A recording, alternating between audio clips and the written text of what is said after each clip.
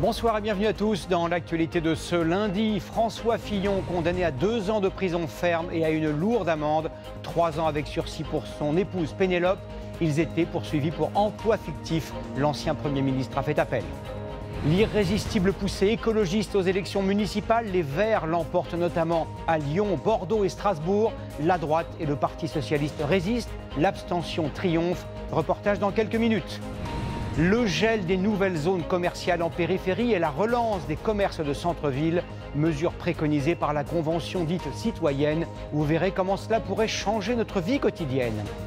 Dans ce journal également, nos conseils pour envoyer vos enfants en colonie de vacances, en centre aéré ou en stage d'apiculture en toute sécurité. Déconfinement et amusement peuvent faire bon ménage. Enfin, vous découvrirez ce que la Méditerranée a de plus beau. Des dunes, des marais salants, des pinèdes et le silence des grands espaces. Visite privée de l'île Sainte-Lucie entre Narbonne et Port-la-Nouvelle à la fin de ce journal.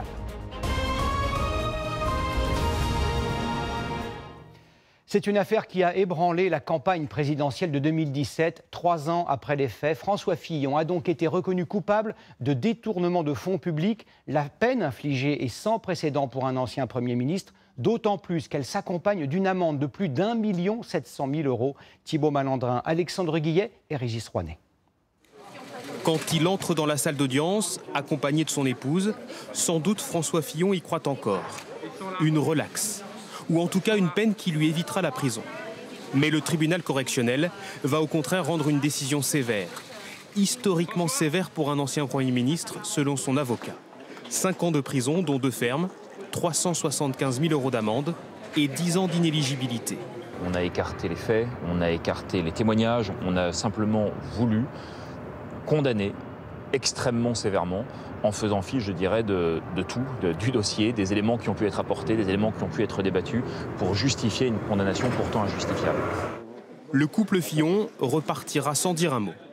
Pour les juges, l'ancien Premier ministre a bien détourné durant des années de l'argent public en rémunérant son épouse comme assistante parlementaire alors que cet emploi était fictif.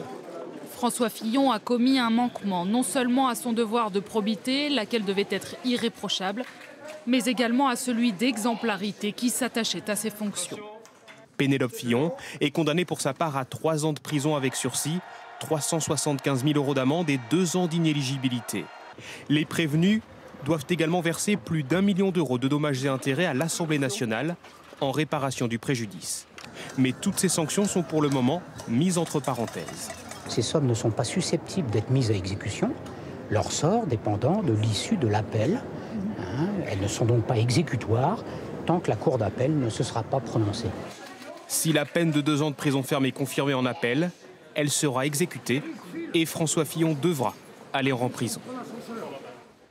L'actualité de ce lundi, c'est aussi bien sûr le résultat des élections municipales. Une abstention sans précédent pour un tel scrutin depuis 1945, une déferlante verte, y compris là où on ne l'attendait pas, et des partis traditionnels qui tous, ou presque, crient également victoire. Que faut-il vraiment retenir de ce second tour? Noé Gandillot. C'est un moment historique. C'est un vrai déclic, une vraie grande victoire. Ce que l'on peut dire ce soir, c'est que nous renouons avec la victoire. Victoire. Hier soir, le mot revenait dans les bouches de nombreux leaders politiques. Mais si on fait les comptes du premier et du second tour, qui est le vrai vainqueur de ces élections municipales? Nous, répondent les Républicains, qui assurent détenir plus de la moitié des villes moyennes et grandes. Si l'on regarde les chiffres de près, cet ancrage local se confirme. Nous avons recensé tous les résultats des villes de plus de 30 000 habitants. Sur 250 communes, LR essuie quelques pertes. Il avait 122 villes en 2014. Il en conserve 111 et reste donc prédominant. Avec 2 grosses ombres au tableau, à Bordeaux, la droite perd après 75 ans de règne. Allez, bonne journée. Et à Marseille, la candidate LR est en mauvaise posture. Des grandes villes, La République En Marche n'en a conquis aucune. Pour le parti du président, ces élections sont un fiasco. À l'image d'Agnès Buzyn à Paris, l'ancienne ministre de la Santé termine à la 3e place. Pire, elle ne siégera même pas au Conseil de Paris. Cette campagne s'est déroulée dans des circonstances, vous le savez, inédites et souvent difficiles pour tous. Seul rayon de soleil dans cette déroute, Édouard Philippe l'emporte haut la main au Havre, même si le Premier ministre n'a pas sa carte du parti présidentiel. Et si le grand gagnant de ces municipales était le Parti socialiste? Lui, qu'on donnait presque mort, semble ressusciter. Le PS gagne même 5 villes de plus de 30 000 habitants, de 48 à 53. Surtout, il conserve 2 bastions, Anne Hidalgo à Paris et Martine Aubry à Lille, avec une très courte avance de 227 voix. Le Rassemblement national, lui, l'assure, il sort renforcé de ces élections. La preuve, il a conquis une ville de plus de 100 000 habitants. Mais la victoire à Perpignan est en trompe-l'œil, car le nombre de conseillers municipaux a fortement baissé. Regardez sur cette carte. À gauche, en 2014, le RN avait obtenu 1438 sièges. Aujourd'hui, il n'en a que 840. Le parti de Marine Le Pen avait certes présenté moins de candidats cette année. Enfin, ceux qui sont présentés comme les grands gagnants de ces élections, les Verts. Leur poussée est incontestable. D'une seule grande ville, Grenoble, ils passent à 9. Des victoires dans des grandes métropoles, mais les écologistes n'emportent aucune ville moyenne. Dans un tournoi de rugby, on dirait qu'ils ont réussi le grand chelem. Les écologistes l'ont emporté à Lyon, Bordeaux, Strasbourg, mais aussi, on l'a dit, Besançon, Tours, Poitiers. Qui sont donc les maires verts nouvellement élus? Quelle politique vont-ils appliquer? Portrait signé Lucas Ajdela et nos bureaux en région. Vous découvrez très certainement leur visage. Eux doivent déjà s'habituer à leur nouvelle notoriété. Jeunes trentenaires novices ou vieux routiers de la politique, ils sont devenus les symboles d'une percée historique des écologistes. Pour Grégory Doucet, c'est un saut dans l'inconnu. Cadre dans l'humanitaire depuis 20 ans, il devient maire de Lyon pour son tout premier mandat. Je ne dis pas que immédiatement je vais maîtriser tous les aspects, mais il y a une passation qui va s'organiser, il y a une équipe qui est là, et ça c'est très important. Adepte inconditionnel du vélo, il a promis, selon ses propres mots, une ville 100% marchable et 100% cyclable. Il pourra compter sur le soutien de la métropole, également remportée par les Verts. À Strasbourg, la deuxième tentative aura été la bonne pour Jeanne Barséguian. Originaire d'Île-de-France, cette juriste est installée en Alsace depuis presque 20 ans. Elle était conseillère municipale d'opposition. Son premier acte à la mairie sera symbolique. Je ne souhaite pas avoir un bureau au 9e étage, je souhaite être une maire accessible et donc je travaille à organiser mon nouveau bureau beaucoup plus dans la proximité.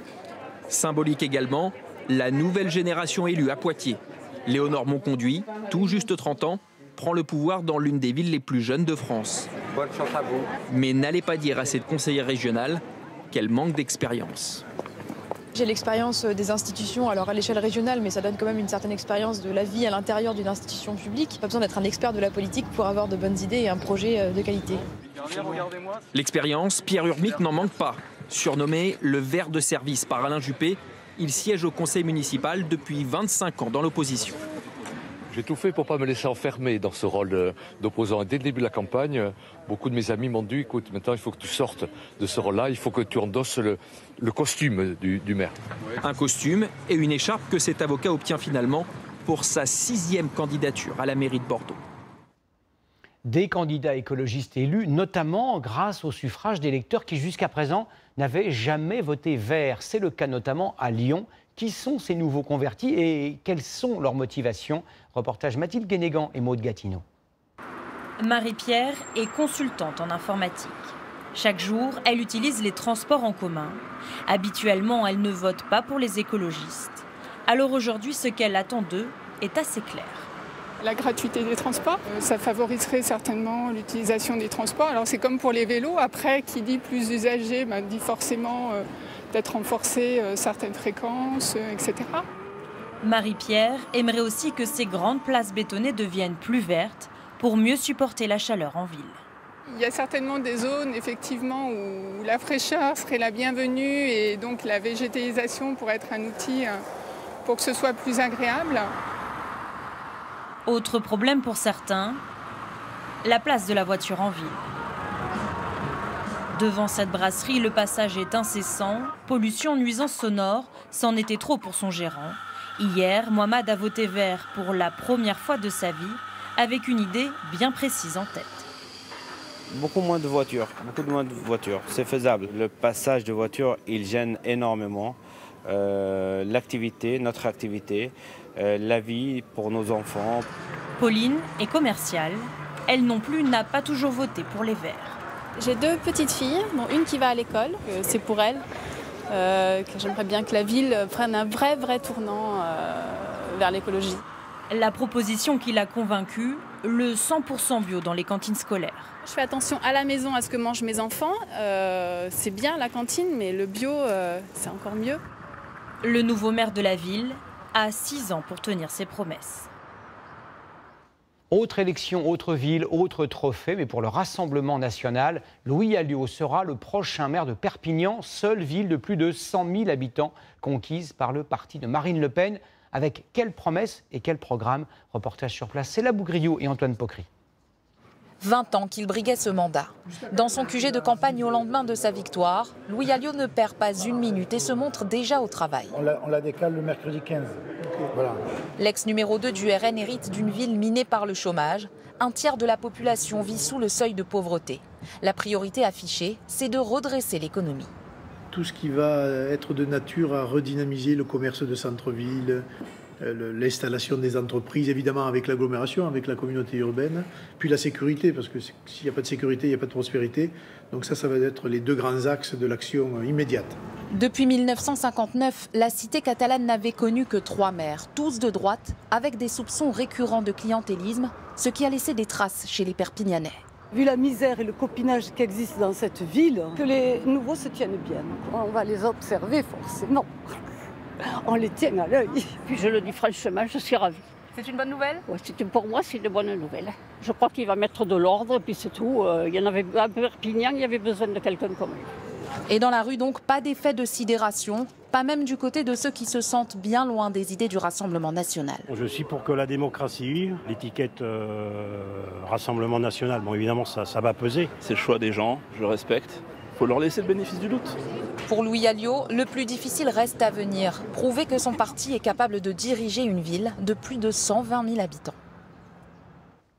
Une ville n'a toujours pas de maire ce soir à Marseille. Il faudra attendre un 3e tour prévu samedi pour savoir qui de l'écologiste Michel Rubirola, arrivé nettement en tête hier soir, ou de son adversaire de droite Martine Vassal, succédera à Jean-Claude Gaudin, à moins qu'un 3e candidat ne surgisse, ce qui n'est pas exclu.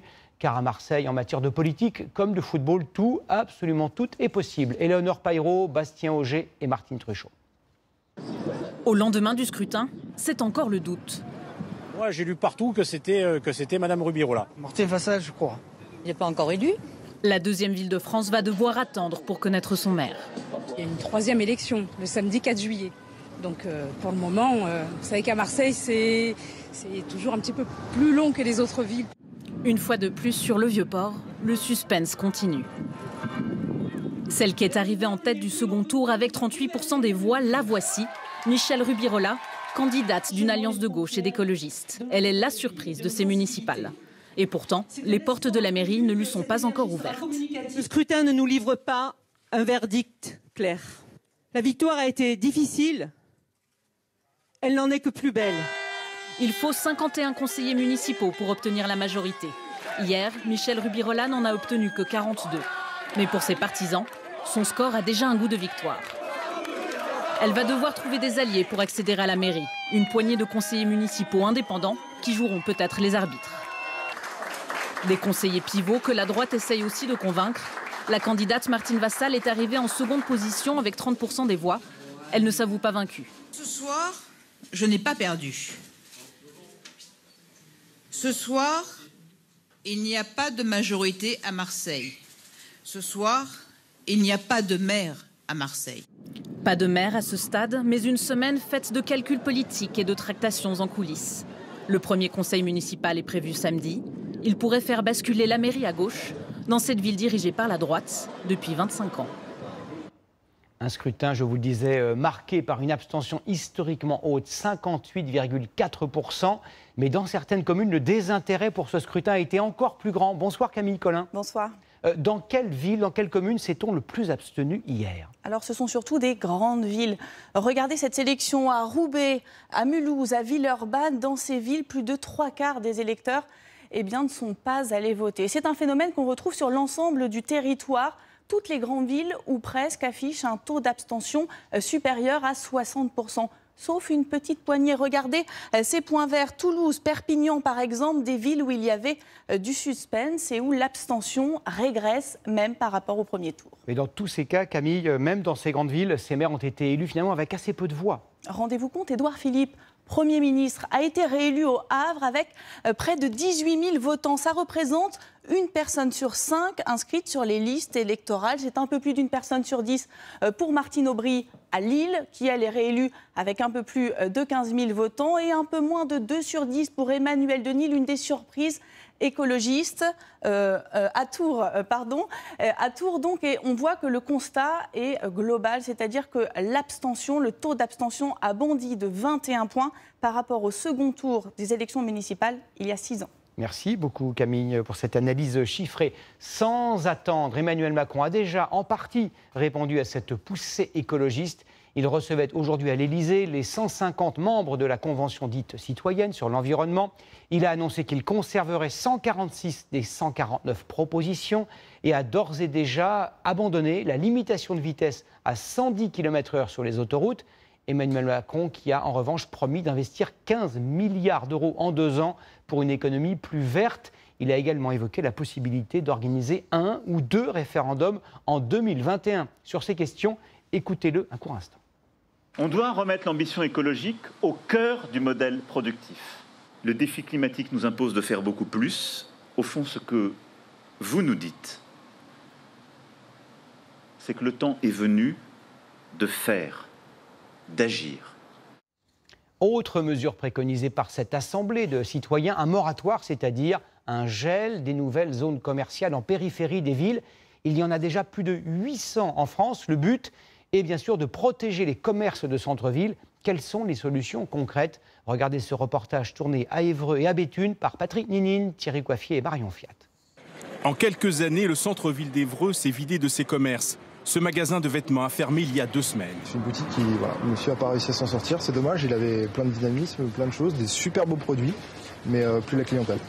L'explication se situe en périphérie de la ville. Ce centre commercial a été construit il y a 2 ans, avec un hypermarché, 70 magasins, des restaurants. Les clients ont à la fois le choix des marques et le stationnement y est gratuit, un atout considérable par rapport au commerce du centre historique. Moi, je suis coiffeuse dans Évreux et pour nos clients, c'est un gros problème de stationner. Les gens vont dans les grandes surfaces. Dans les rues du centre-ville, 104 commerces sont actuellement vacants. C'est ce genre de situation que le gouvernement veut éviter, d'autant que les commerçants comme cet opticien subissent aujourd'hui une nouvelle concurrence. Avant, il y avait vraiment l'opposition commerce centre-ville, commerce de périphérie. Et aujourd'hui, il y a un troisième acteur qui s'appelle Internet et qui est aussi très perturbant. Pour venir en aide à ces commerces de proximité, l'État vient d'accorder des exonérations de charges et des prêts garantis pour un montant total de 500 millions d'euros. Objectif, redynamiser ces centres-villes fortement touchés par la crise. Des aides publiques qui peuvent se révéler très efficaces, comme ici à Béthune. Des travaux ont donné un nouveau visage à la ville. Plus de stationnement, plus de rues piétonnes, mais aussi des lieux de vente plus modernes. On essaie justement de travailler à l'occupation de boutiques nouvelles, boutiques à l'essai, boutiques éphémères, boutiques partagées. Bref, on crée autre chose. Et aujourd'hui, le centre est redevenu attractif. On aime bien se promener dans les rues ici, puis voir les plus petits commerçants. Moi, je préfère les magasins de proximité, les petits magasins. Puis en plus, la place du Beffroi est très jolie. Pour soutenir encore davantage ces commerces, la commune envisage désormais de réhabiliter à ses frais plusieurs dizaines de vieux logements. La stratégie est simple, plus il y a d'habitants en centre-ville, plus ils consomment sur place. Autre question très concrète liée à l'environnement, comment nos villes seront-elles éclairées et chauffées dans 10 ou 15 ans? La doyenne des centrales nucléaires françaises à Fessenheim a été débranchée cet après-midi. Elle va être ensuite démantelée, ce qui prendra au moins 15 ans. Elle produisait chaque année 70% des besoins en électricité d'une région comme l'Alsace, une énergie qu'il va falloir trouver ailleurs. Cela aura-t-il des conséquences sur votre facture? Allons-nous payer notre électricité plus cher? Thomas Jarion et Romain Reverdy ont la réponse. Notre plus vieille centrale nucléaire va s'arrêter et la France va ainsi perdre 1800 mégawatts de puissance électrique. Je me demande d'abord si la fermeture de la centrale va avoir un impact sur la quantité d'électricité disponible en France. Risque-t-on des coupures d'électricité? Bon, soyons très clairs, Pour l'été, la sécurité d'approvisionnement des Français sera assurée, même en cas de canicule ou de sécheresse. Le problème, ce sera cet hiver. Car en plus de Fessenheim, des opérations de maintenance vont paralyser plusieurs centrales, jusqu'à 6000 MW de production en moins. Des coupures de courant ciblées ne sont donc pas à exclure pour éviter la panne générale. Et fermer Fessenheim pose une autre question. Est-ce que l'électricité va rester au même coût? Notre facture va-t-elle augmenter? Non, répond la Commission de régulation de l'énergie. L'arrêt d'une centrale n'a aucune incidence sur les tarifs réglementés, mais en a peut-être une sur le climat, car le nucléaire ne rejette pas de CO2. Toute l'électricité qui ne sera pas fournie, qui ne sera pas produite par Fessenheim, sera nécessairement produite par un autre moyen. Et cet autre moyen en Europe, aujourd'hui, c'est essentiellement des centrales au gaz et au charbon, donc deux moyens de production qui émettent des gaz à effet de serre dans l'atmosphère. Car les énergies renouvelables ne suffiront pas à compenser totalement l'arrêt de Fessenheim. Les jours sans soleil ou sans vent, impossible de se passer du gaz ou du charbon. Ces chiffres à présent qui concernent l'épidémie de coronavirus, d'après un décompte réalisé par nos confrères de l'AFP, 10 millions de personnes ont été contaminées dans le monde, dans la plupart des cas sans aucune gravité, mais 500 000 sont décédés. L'épidémie qui continue à progresser au Moyen-Orient, en Inde et sur le continent américain. C'est particulièrement vrai aux États-Unis, pays qui enregistre le plus grand nombre de morts, près de 130 000 à ce jour. Le Texas, la Floride, la Californie, entre autres, prennent des mesures de reconfinement. Correspondance à Washington, Catherine Gentil de Cancode et Adrien Ponsard. Pour tenter d'enrayer une contamination qui devient incontrôlable, certains États ont décidé de fermer leurs plages le week-end prochain. Ce sera en effet celui de la fête nationale et traditionnellement les Américains en profitent pour voyager.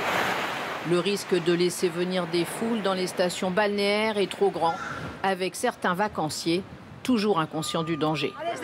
Je suis sûre que les chiffres des contaminations sont exagérés et que ce n'est pas si mortel que ça. Ce n'est pas plus grave que la grippe.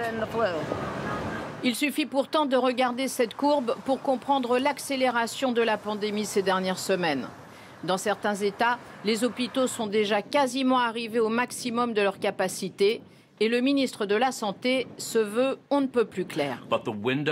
La fenêtre de tir est en train de se refermer. Nous devons agir vite et chaque individu doit avoir une attitude responsable, porter un masque s'il n'est pas possible de respecter la distanciation sociale. En tout, 30 États sur les 50 que compte le pays sont confrontés à un nombre d'infections d'une importance inédite. Certains, comme la Californie, ont décidé de fermer les bars ce week-end. Pendant ce temps, Donald Trump, lui, est allé jouer au golf. C'est un président qui ne veut pas porter de masque, qui a dit que le virus était un canular. Oui, un canular qui disparaîtrait par magie, comme par miracle. Face à la recrudescence inquiétante de la maladie, le processus de déconfinement a été suspendu dans plusieurs régions du pays. En France, vous faites peut-être partie de ces millions de salariés ou de travailleurs indépendants qui ont pratiqué le télétravail pendant les longues semaines de confinement. Depuis une semaine, la norme est désormais le retour sur le lieu de travail. Le protocole sanitaire a été allégé dans les entreprises, mais dans la pratique, de très nombreux salariés sont encore chez eux, comme le montre ce reportage de Vincent Plévin, Tara Lagoutte et Pascal Marcelin. En apparence, rien n'a changé dans cette PME bretonne ce matin. Bonjour Valérie. Bonjour André, ça va? Bonjour Anaïs. Bonjour, c'est bizarre de vous voir tous les deux à nouveau dans notre bureau. Ouais. Depuis le 17 mars, la règle, c'était pas plus d'une personne par bureau. C'est terminé depuis aujourd'hui. Les employés n'ont plus à se relayer. Pour la première fois, les 30 salariés sont tous présents en même temps. Ça fait plaisir de revoir les gens. Certaines personnes, on ne les a pas vues depuis quelques temps. Je pense que c'est quand même appréciable de se retrouver. On a encore besoin d'avoir une cohésion d'équipe. Un retour rendu possible par le nouveau protocole sanitaire. Il abolit l'obligation d'avoir 4 mètres carrés d'espace entre chaque salarié, ce qui arrange les affaires du patron de cette fabrique de pompes à chaleur. Là, l'activité a vraiment repris de manière importante en production. Et puis, en termes de fonctionnement, c'est quand même compliqué. Comme les règles là, se sont allégées, assouplies, aujourd'hui, ça permet de travailler dans des conditions quasi normales. Fini aussi les horaires décalés lors des pauses déjeuner. Dernièrement, on était sur 2 services avec une pause uniquement une demi-heure. Une demi-heure, ça fait un peu juste quand même pour prendre sa pause déjeuner. Et là, le fait d'être de nouveau à 1 heure et puis de se retrouver tous ensemble, c'est forcément plus sympa, quoi.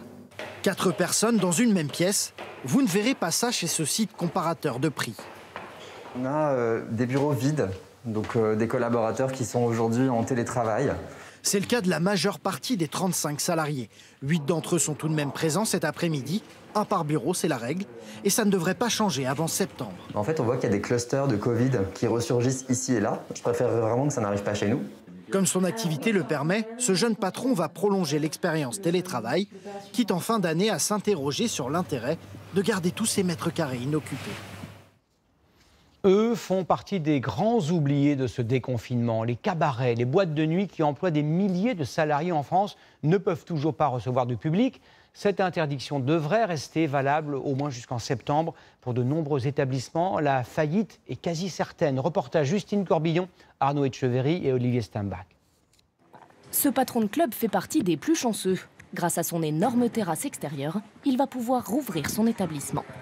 Les gens pourront venir s'asseoir. On a rebaptisé le concept l'apéro terrazza. Ça sera bar, grillade, tapas. Il fera 10 fois moins de chiffre d'affaires que d'habitude, mais c'était ça ou la clé sous la porte. Son voisin, l'Esmeralda, n'a pas cette chance. Pas d'extérieur, aucune possibilité de réouverture. Eh bien, chers amis, bonsoir à tous, bonsoir à toutes. Malheureusement, le club est fermé et désert. Fils préfère en plaisanter, mais la situation devient critique. L'établissement continue à payer 20 000 € de charges par mois, sans aucune rentrée d'argent. Le manque à gagner pour l'Esmeralda, j'ai envie de vous dire, à peu près 50 000 € par week-end. Soit près d'1 million d'euros depuis le mois de mars. Sur les 1600 discothèques en France, la moitié est aujourd'hui menacée de disparition. Comme ce célèbre club parisien qui vient d'annoncer sa fermeture. Comme la plupart des boîtes de nuit, le VIP Room n'a pas obtenu de prêt garanti par l'État. Le monde de la nuit a du mal à obtenir la confiance des banques. Il faut savoir que c'est un métier où on n'a pas de prêt bancaire. Donc c'est un métier où on travaille tous en fonds propres. S'ils perdent leur activité, ils perdent aussi tout leur argent personnel qui a été investi dedans. Le syndicat des discothèques dénonce aussi ce paradoxe. Les jeunes se réunissent de toute façon par milliers pour faire la fête en extérieur. Alors autant autoriser les professionnels à le faire de manière encadrée. Ça permettrait de sauver les 45 000 emplois du secteur. Bon bah déjà à l'entrée, 4 à 5 agents de sécu. Aurélien Deletter en sait quelque chose. Barman, du personnel de salle. Il a mis au chômage partiel ses 100 salariés et continue à payer 18 000 € de loyer. Ce qu'on voudrait, c'est que l'État les prenne en charge, ces loyers. Là, clairement, si on ouvre pas pendant l'été, on est tous morts. Il espère donc pouvoir ouvrir dès le mois de juillet pour que sa chienne Yumi ne soit plus la seule à pouvoir profiter de la piste de danse.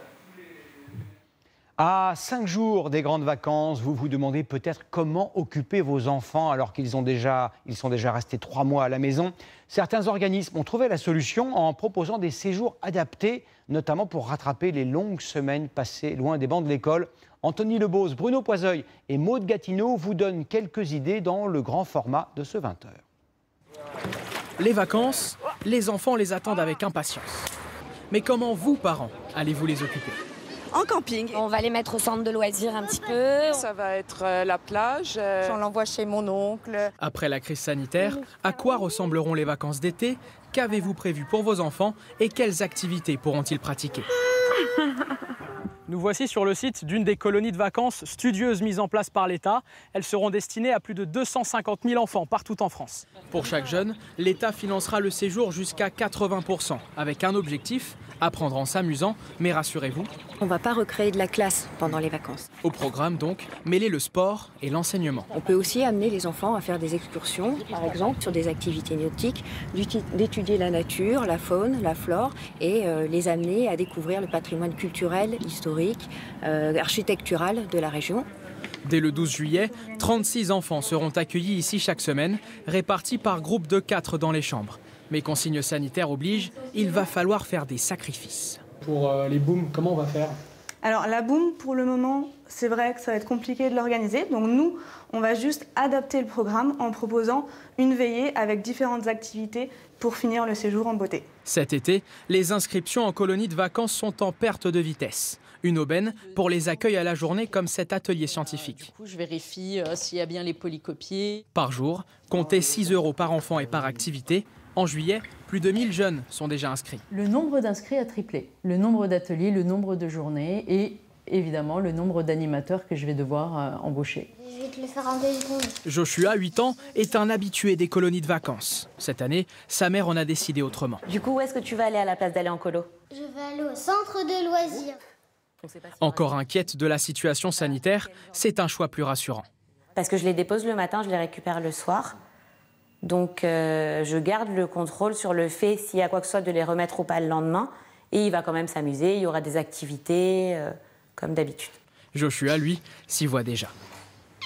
J'ai envie de faire des jeux collectifs, des travaux manuels.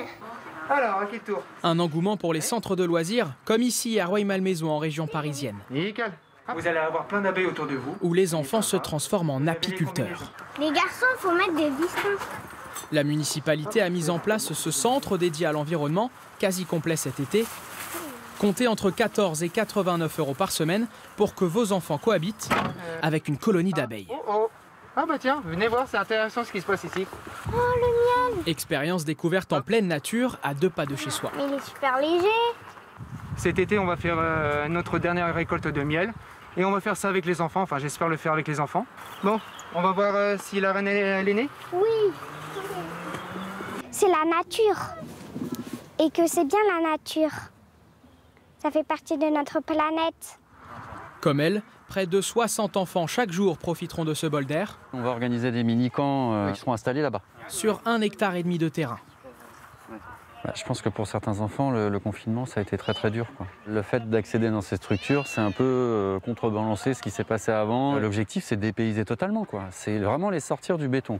Pour les plus grands, dont les séjours à l'étranger ont été annulés, certains organismes ont trouvé la parade, sans quitter l'Hexagone.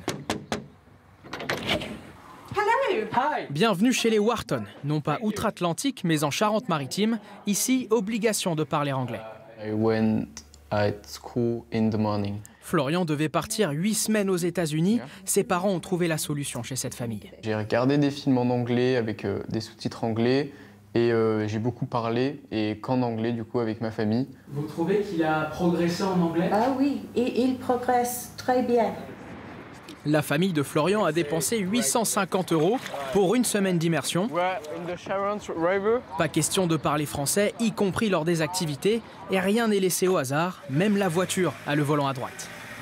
De retour à la maison, il faut aussi se familiariser avec les spécialités culinaires. Typiquement anglais. Ouais, typiquement anglais. Bon appétit. Avec toutes ces activités, impossible pour vos enfants de s'ennuyer pendant ces vacances d'été. Oui, et puis si le volant est à droite, la moitié du chemin linguistique est déjà fait. Comme tous les soirs, c'est l'heure de répondre aux questions que vous nous posez sur les réseaux sociaux et par mail à l'adresse que vous connaissez maintenant. Le 20h vous répond @tf1.fr. Bonsoir ma chère Garance Pardigon. Bonsoir Gilles. Cette question, tout d'abord, je suis en télétravail. Mon employeur peut-il m'imposer des horaires fixes comme il le fait quand je suis physiquement au bureau? Oui, et généralement, ce sont les mêmes que d'habitude, ceux qui sont précisés dans votre contrat de travail et vous devez les respecter, même si votre patron n'est pas dans votre salon pour contrôler. En d'autres termes, vous devez être 1. joignable, 2. disponible et 3. chez vous, par exemple. Pas question d'aller faire une course ou d'aller chercher vos enfants à l'école pendant ce temps de travail. Un avertissement pour absence injustifiée pourrait être donné. Garance, je voulais vous inviter en croisière au mois de septembre prochain. Est-ce qu'on va pouvoir partir, vous et moi? C'est pas gagné pour les croisières en mer, à fortiori celles qui font des escales dans plusieurs pays européens. Les professionnels espèrent une reprise en août, mais ils devront sans doute limiter le nombre de passagers. Habituellement, c'est entre 2000 et 4000 voyageurs pour un paquebot comme celui que vous apercevez sur ces images. Feu vert en revanche, là, on va pouvoir y aller, Gilles, pour les croisières fluviales. La reprise est prévue pour le 11 juillet prochain. Je suis soulagé. Enfin, dernière question. Les vides-greniers sont-ils autorisés? Est-ce que vous allez pouvoir vous débarrasser du magnifique buffet offert l'an dernier par votre belle-mère? Alors, je vais m'éviter cet incident diplomatique, mais dans l'absolu, oui, c'est possible, à condition de garantir la distanciation physique. En fait, ce sont les mêmes règles que pour les marchés alimentaires. Par exemple, en cas d'influence, il faut porter le masque, instaurer des contrôles à l'entrée, mettre en place un sens de circulation. Bref, c'est souvent plus facile pour les organisateurs de tout annuler. Merci beaucoup, Garance. J'ai perdu pour le buffet, mais gagné pour la croisière, avant que ce ne soit l'inverse. Depuis plus d'un mois, nous vous faisons découvrir une France secrète. Ce soir, je vous emmène dans l'Aude, tout près de Narbonne, à la découverte de l'île Sainte-Lucie. Vous aimez la Grèce, la Corse, la Garrigue et les dunes? N'allez pas plus loin, le paradis est à portée de main. Suivez nos guides, Élise Stern et Audrey Guiraud. C'est une mosaïque de verts et de bleus, de terre et d'eau. Bordée de 2 étangs et de la mer Méditerranée, Sainte-Lucie se dessine, une presqu'île incroyablement préservée. Elle abrite une plage sauvage de 4 km de long, une rareté appréciée des habitués. Je crois que ça n'a des particulières, il n'y a pas de chichi, quoi. C'est naturel et c'est très sympa. Elle est sauvage, il n'y a pas trop de tourisme et c'est très bien pour nous. Enfonçons-nous dans ces lagunes. À quelques kilomètres seulement de Narbonne, la ville se fait oublier. Le chant des cigales détrône le brouhaha des voitures, car dans cette réserve naturelle régionale, seuls peuvent s'aventurer les marcheurs et les cyclistes. Eux veillent à ce qu'ici, la nature reste reine. C'est un lieu fragile, hein, parce qu'en été, on a aussi le risque incendie qui est très fort. On peut partager notre passion de la nature et justement sensibiliser les gens à la protection de l'environnement. Dans les 800 hectares de la réserve, ces 2 gardes patrouillent à cheval d'avril à octobre, la pleine saison touristique. Ça va, vous passez une bonne journée? Ouais, vous avez fait quoi comme tour du coup? On a tellement de variétés de botaniques, de la faune, la flore, tout ça. Bon, mais c'est vraiment chouette. Depuis les années 50, moi où je venais avec mon père par là à la pêche, ça n'a pratiquement pas changé, quoi. Ça a poussé quand même. Abrité par cette végétation, un lieu pourtant a bien changé ces dernières années sur Sainte-Lucie. Ce domaine viticole du 19e siècle se prépare à sa renaissance. Un refuge est en cours de construction pour accueillir des touristes en 2023. Dans une maison de maître restaurée à l'identique du 19e siècle, qui ne sont pas les mêmes standards qu'actuellement. Ça veut dire quoi ça concrètement? Pas de chauffage, uniquement le confort sommaire de ce qu'il faut pour vivre et profiter de la nature. Concession à la modernité, il y aura bien l'eau courante. Sur Sainte-Lucie, les hommes ont même su tirer profit de l'eau salée. Pendant 150 ans, les sauniers ont travaillé dans ces bassins pour récolter du sel, considéré alors comme l'or blanc de la Méditerranée. Ah, on les voit bien là. Ah, ils sont en vol là. Abandonnés en 2005, ces salins sont aujourd'hui réaménagés au service de la biodiversité. On s'appuie justement sur le passé des anciens sauniers, des derniers sauniers qui ont exploité le site. On a gardé la mémoire de cette exploitation et on a pris parti de faire des aménagements simplifiés pour pouvoir accueillir aujourd'hui de nouvelles colonies d'oiseaux. Partout, les hommes se sont inspirés de l'histoire pour façonner cette île. Le canal de la Robine emprunte l'ancien lit de l'Aude, déjà parcouru en bateau par les Romains. Aujourd'hui, les écluses sont automatiques, mais Christophe les a connues habitées. C'est l'un des derniers pêcheurs sur l'étang. Pour lui, Sainte-Lucie est bien plus qu'un joli panorama. Ah, des souvenirs, oui, je les ai toujours. Mon grand-père, il était aux écluses. C'est lui qui s'occupait des écluses. Quand j'étais petit, j'habitais dedans. Après, dans Sainte-Lucie, je me régalais quand j'étais jeune. On voyait plein d'animaux et tout. Sur l'eau 7 jours sur 7, Christophe nous emmène aux abords de ce minuscule îlot à l'extrémité de Sainte-Lucie. La Nadière fut habitée par des générations de pêcheurs jusqu'à la Seconde Guerre mondiale. Sa passion est née ici. Moi, j'ai jamais été à l'école. J'étais toujours derrière. On appelle ça de la fanga. Je faisais toujours les palourdes. Les gendarmes ils venaient me chercher là pour que j'aille à l'école. Joyau aux multiples facettes, Sainte-Lucie attire chaque année 50 000 visiteurs. La variété de ses écosystèmes n'a pas fini de dévoiler ses secrets. Je vous emmène à présent dans les coulisses du plus prestigieux atelier de costumes au monde, à Londres. C'est là, entre autres, que sont stockées la vraie panoplie de Dark Vador et la robe de Kate Winslet dans Titanic. Nathalie Hérault et Brigitte Garambois se sont perdues avec délice dans ce labyrinthe vestimentaire. Même en prenant de la hauteur, impossible de les compter. Des centaines de milliers de cintres, 17 km de portants, 2 millions de vêtements. Voici le plus grand stock de costumes au monde. La tenue mythique d'Indiana Jones, le manteau de Jon Snow dans Game of Thrones, ou encore la robe rouge de Judy Garland, portée par Renée Zellweger. C'est ici que le cinéma, le théâtre et la télévision dénichent leurs trésors. Une fierté pour le directeur de cette maison. Ici, c'est la salle des stars, les plus gros films sur lesquels on a travaillé. Par exemple, les costumes de Shakespeare in Love. C'est excitant de se dire qu'on a travaillé sur les premières Star Wars.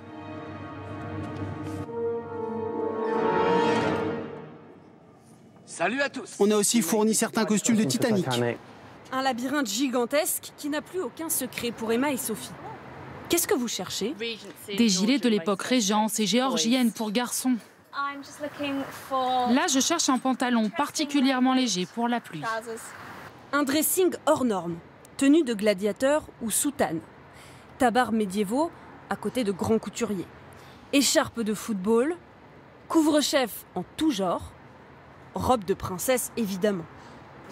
C'est très lourd, très lourd. Et dans cette caverne d'Ali Baba, il y a même une collection entière de côtes de mailles. Regardez, c'est même ici que les costumiers du film Les Visiteurs sont venus se fournir. On dit que vous pouvez recréer 100 uniformes de toutes les armées du monde, peu importe l'époque. Oui, absolument. Ici, on a de vieux uniformes. Et quand on a un nouveau script, avec les mesures des acteurs, on retravaille ces costumes. On ajoute les boutons, les badges, les médailles. Jérémy nous raconte l'histoire de cette saga familiale. Angel a été fondée en 1840 par mon grand-grand-grand-grand-grand-grand-père. Costumier de père en fils. L'histoire d'un petit tailleur venu d'Allemagne qui installe son atelier dans le quartier des théâtres de Londres. Ce qui s'est passé, c'est qu'à l'époque, les acteurs devaient arriver avec leurs propres costumes pour jouer. Donc ils allaient voir mes aïeux pour leur demander « On peut les emprunter ?» Nous, on ne comprend pas le mot emprunter, on comprend le mot louer. C'est comme ça que tout a commencé. 180 ans plus tard, Angels est la seule maison de costumes au monde à avoir reçu un BAFTA, l'équivalent britannique des Césars, pour l'ensemble de son travail. Si un seul détail est faux, alors ce n'est plus le bon costume ni la bonne époque. On doit tout vérifier parce que les gens remarquent tout. Avec les caméras HD, on ne voit pas le bouton gros comme ça, mais gros comme ça sur l'écran. Donc là, nous rentrons dans l'atelier des tailleurs. Nous suivons cette couturière française. Donc il y a beaucoup de travail à la main. En coulisses, des dizaines de petites mains s'affairent, de la simple retouche au sur-mesure. Il faut être très précis dans ce que vous faites, surtout lorsqu'il s'agit de films. Parfois, c'est juste une image rapide dans le film et on se dit « Oh, toutes ces heures de travail !» Vous réutilisez tout? On réutilise tout. Si par exemple, il y a une pièce qui est trop vieille, au lieu de jeter le costume, ce qui serait du gâchis, on réutilise un col ou on réutilise les pièces qui sont bien gardées. En ce moment, je travaille sur une production pour laquelle j'ai besoin d'un brassard pour l'un des officiers français. Ce qui est incroyable avec Angel, c'est qu'on trouve tout ce dont on a besoin. Boutons, badges, épaulettes de tous les pays, de toutes les professions. Et ici, quand on vous dit tout, c'est vraiment tout. Ça, c'est parfait pour ce dont j'ai besoin. Nous n'en saurons pas plus sur cette production, ni sur les tarifs appliqués aux professionnels. Confidentialité oblige. Mais sachez qu'Angels loue aussi ses costumes aux particuliers entre 100 et 250 €. L'occasion, le temps d'une soirée, de se prendre pour Spartacus, le Père Noël, un méchant extraterrestre ou un garde royal. Après tout, pourquoi pas? Why not? Effectivement. Sur LCI, Marie-Hélène Méli revient sur le jugement dans l'affaire Fillon, dans le Grand Journal. C'est à 23 h sur le canal 26, bien sûr. Et puis sur TF1, dans un instant, la météo d'Evelyne Delia, suivi du duo Nicolas Canteloup et Alessandra Sublet. Avant votre film, Joséphine s'arrondit avec Marie-Lou Berry. Demain à 13 h, Jean-Pierre Pernaut. Je vous retrouve à 19 h 45 pour un point sur l'actualité et à 20 h pour le journal. Excellente soirée à tous. À demain. Retrouvez toute l'info sur LCI, canal 26.